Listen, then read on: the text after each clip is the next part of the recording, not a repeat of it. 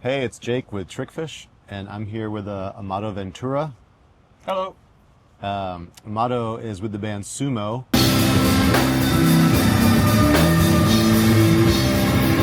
They're just coming through Asheville, so I got a chance to catch up with these guys and check out their show last night, which was awesome. Thank you. At the Sly Grog. Yeah, it was awesome, man. Thanks, dude. And I just wanted to chat with you for a minute and ask you a couple questions about the band and about the tour, and hear a little about the rig and the gear that you're using. Yeah. Because you got a pretty insane Trickfish rig up there. That's the feedback I get. It sounded awesome. Man. To hear it coming off the stage was very impactful, I think is the right word. Thanks, dude. Yeah. Thanks. Yeah, no, I mean it was and just, so everybody gets this, what you heard last night was 1/3 the power of what that thing can do. Yeah. I could tell even with the sound pressure levels happening, the amp really wasn't breaking a sweat. No. It was you could hear how controlled it was. Sometimes those loud amps, when you get them cranked up, it feels like they're about to explode. Right. They get very farty. It's there's no definition. It's just a lot of loose, sub stuff going on. I'm not a big fan of that. Yeah. I like the articulation. What I absolutely love about all the Trickfish stuff is the ability to pick the 80 hertz on the low end. Mm-hmm. That's where I sit. That's the sound. Yeah. Dude, that's one of the best things ever.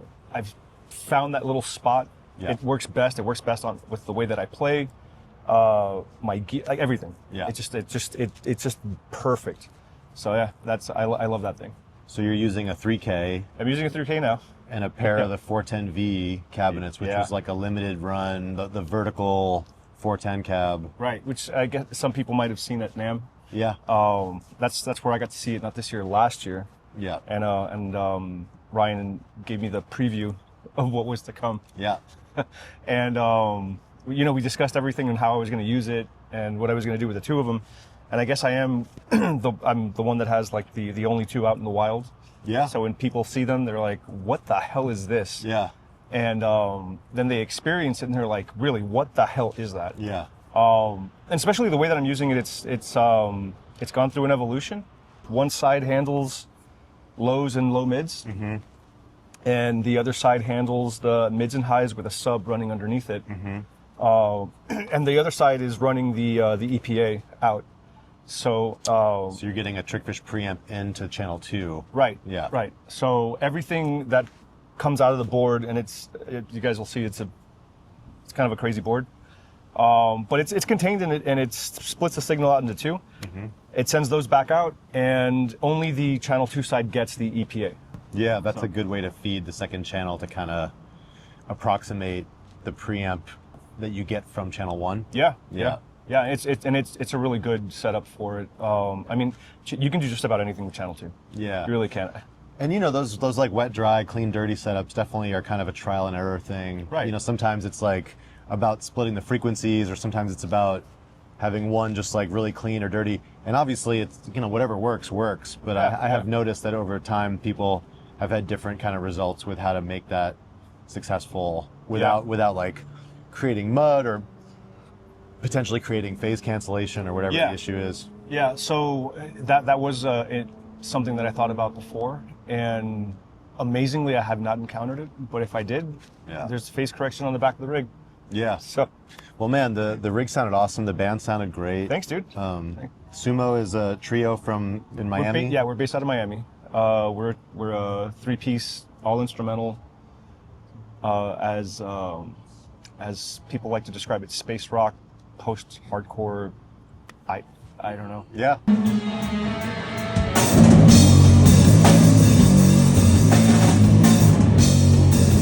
Last night was a lot of fun. Yeah. Asheville's great, and getting the reaction response that we got from the crowd.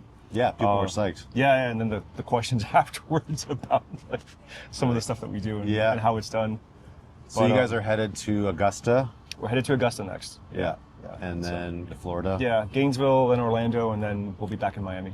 Nice. So, yeah. Well, man, I'm so glad that the gear is working for you, and I've been seeing the pictures of your setup, and I'm like, I really want to hear that. And then I heard it when you first plugged in, and we're kind of sound checking, and I was like, oh, damn, that is a lot of clean headroom and just power. And I think That's one of the things about the 3K that I think people don't really kind of understand until they hear it and like feel it, you know, because the people will go like, I don't need that much power, I don't need that many watts, and it's like, no, it's not really about like the sheer wattage output. It's really about how controlled it is at a certain volume level, how much headroom is there, and it creates this, like you were saying, like the weight of the note is so remarkable. Yeah, so there is a very real tactile, very, me personally, when I'm on stage and that thing is running behind me, you can feel it. Yeah. But the note weight and how fast it responds to what I'm doing. Yeah.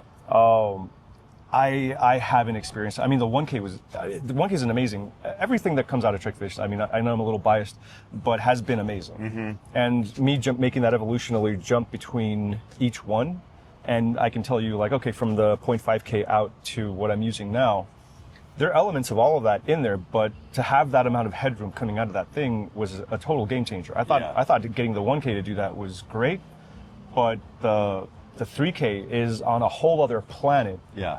And I mean, you, like I said, it was at 1/3 power last night, and having that when I was doing the sound check, and even the sound guy just like turned around and was like, "That's you?" Yeah.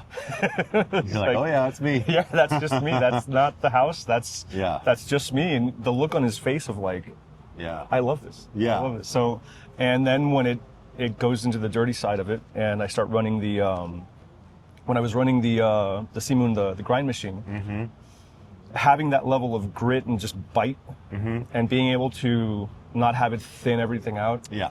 And it's intact, you know, and it can convey that, and it articulates it in such a like just lovely way. I don't know how else to describe it. You do have to experience it. Like we tell everybody when they, you know, you can see the photos or see the videos and stuff. Yeah. But come and experience and get your organs rattled live. Yeah, and get it on stage. And like for me with the 3K, it was like the first gig I played with it with my band that I was used to. I was so shocked by how like effortless the sound was. Like I could relax. Yep.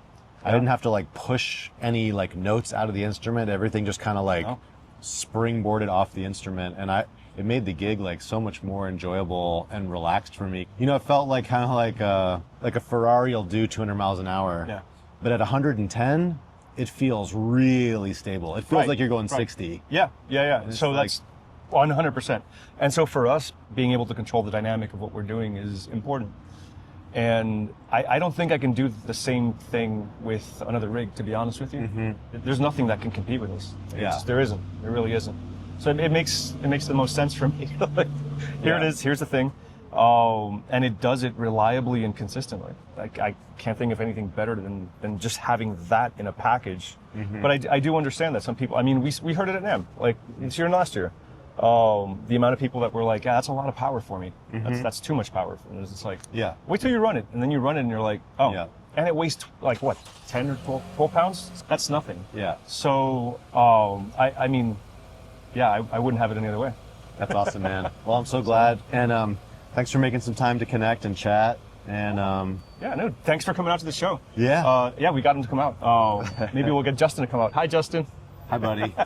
So yeah, we'll see you in LA in January. Yes. You be there? Yeah, I'll be there. I'll be back there hanging around the Trickfish booth. And, awesome.